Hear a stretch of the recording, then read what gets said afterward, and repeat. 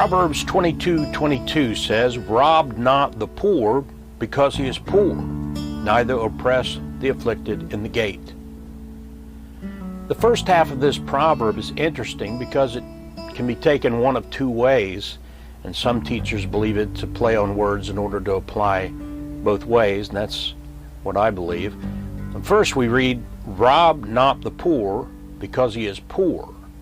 It can be meant, rob not the poor because he is poor and can't protect himself from you. In other words, the poor are easy targets. Don't be tempted. There have been people who had never robbed or stolen anything until they came across a poor, helpless target. And because the poor was such an easy target, they fell into the temptation and stole from them. And that's bad. But today there's an entire industry of phone and internet scammers looking for poor and usually undereducated or people with cognitive failure or brain injury with diseases like dementia and Alzheimer's and other debilitating conditions.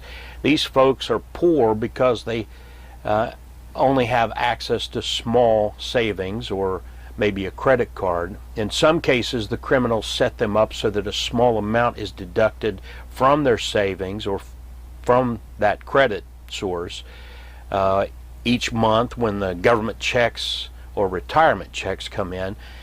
And over a year's time, that can add up.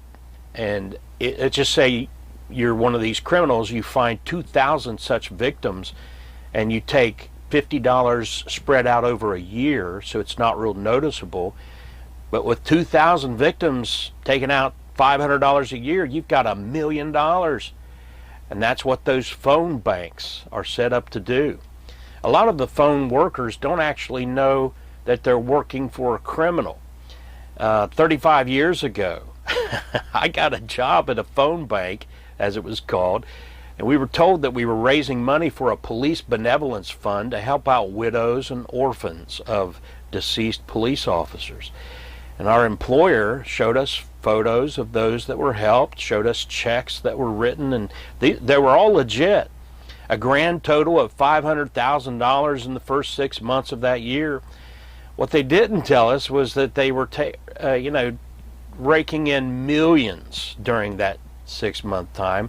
Less than 10% was going to help anyone.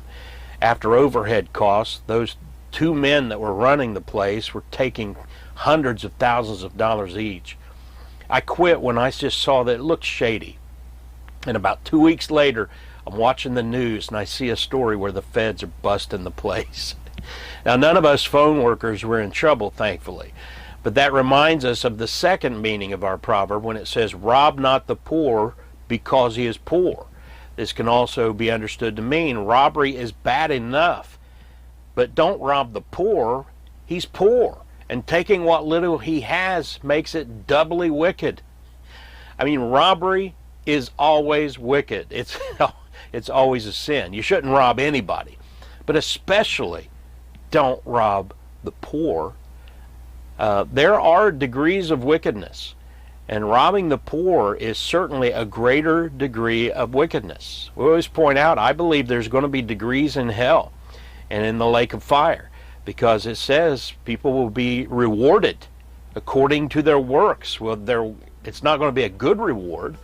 They are condemned and they're cast in the lake of fire. So that's an interesting thought to bring into this as well. But as Christians, instead of robbing the poor and such things, we ought to conduct ourselves as heirs of the kingdom of God.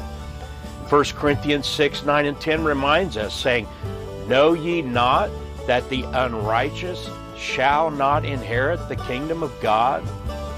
Be not deceived, neither fornicators, nor idolaters, nor adulterers, nor effeminate, nor abusers of themselves with mankind," that's referring to sodomites, and then it says, "nor thieves, nor covetous, nor drunkards, nor revilers, nor extortioners shall inherit the kingdom of God."